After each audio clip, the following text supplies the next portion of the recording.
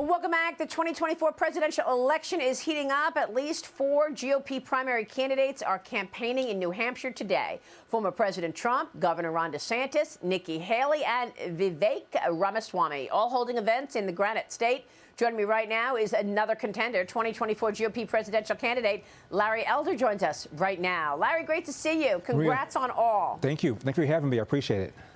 Talk to us about your platform, Larry. We've been talking all morning about the corruption in government, right, and I want to get your take on that and whether or not this plays into your platform. Well, obviously, I'll be talking about the two-tiered system of justice that you've been talking about all morning.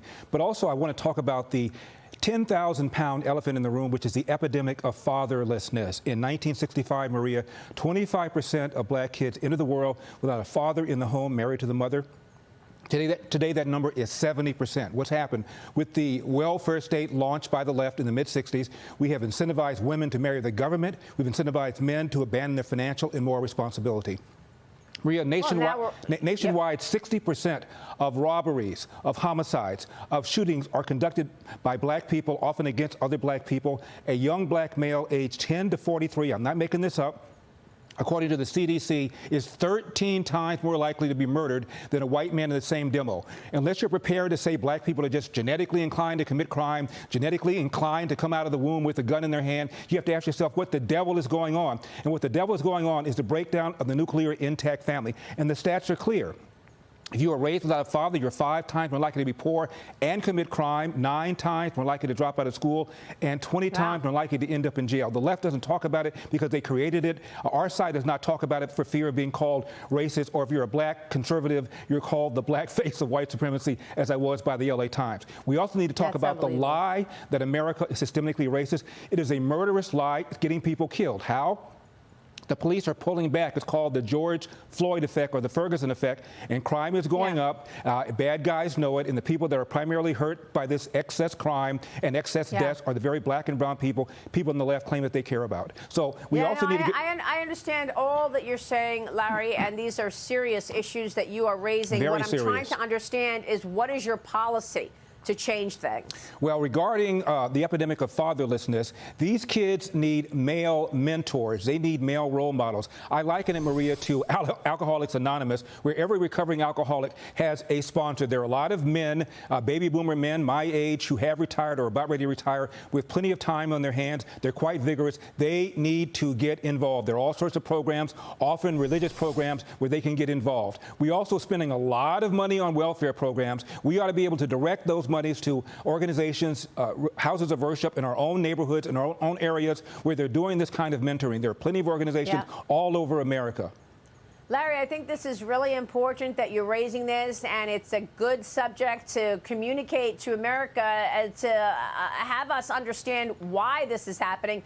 But let's face it, these are not the issues that are top of mind for voters right now. Top of mind is inflation at 40-year highs, an economy that is slowing, and number 2, corruption in Washington. We've been talking about the weaponization of the agencies all morning, and we've been talking about the influence peddling underway for decades by the Biden families, according to the House Oversight Committee Chairman James Comer. What are you going to do about it?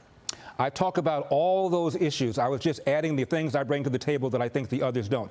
Obviously, we have a two-tier system of justice in America. Hillary Clinton skated, having had a private server in her basement on which she sent and received classified information. James Comey does his big presentation at the very end, says, well, she lacked the intent. Well, guess what? The specific provision of the Espionage Act that Hillary violated did not require intent. Regarding energy independence, we know what's happened. Joe Biden came in, launched a war on oil and gas, stopped drilling on federal lands, stop fracking, shut down Keystone Pipeline, forget about drilling in Anwar, all of which I will reverse. Regarding the borders, we need to reinstate the policies that gave us the most effective border in our history under President Donald Trump. Stop, catch, and release.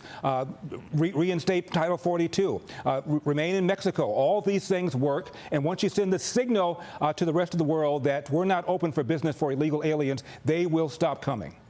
Yeah, an op-ed in The Hill by Doug McKinnon says that the 3 Democrats Republicans fear most in the 2024 race are Gavin Newsom, Michelle Obama, and Robert F. Kennedy Jr. Biden and Harris are not on that list, Larry. Isn't this interesting that The Hill is reporting these are the Democrats that the Republicans fear most? Are you afraid of those candidates? No, look, if Joe Biden can fog up a mirror, Maria, he will be the party's nominee. And if he can't do it, it'll be Kamala Harris. Why?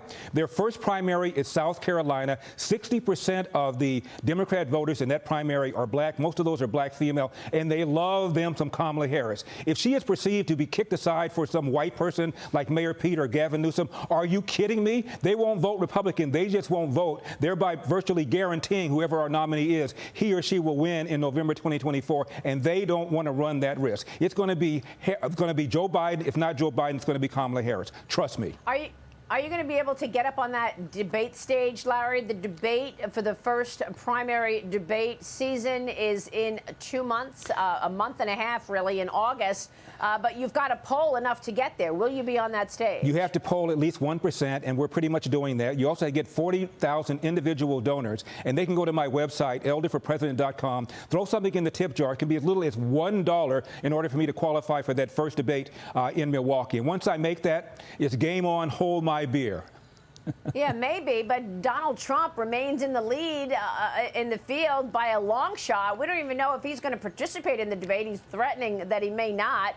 How are you going to cut into Trump's lead? Well, Maria, if I felt that Donald Trump was both nominatable, which he obviously is, and electable, you and I wouldn't be having this conversation. I feel there are so many swing voters in swing states who would not vote for the man if he walked on water. That presents a problem, and that problem is called electability. And I like to make the case that I've got the America First agenda, Make America Great agenda, got his policies, but I am likable enough that a sufficient number of swing voters can vote for me so that we can defeat Biden-Harris in November 2024. I'm your man.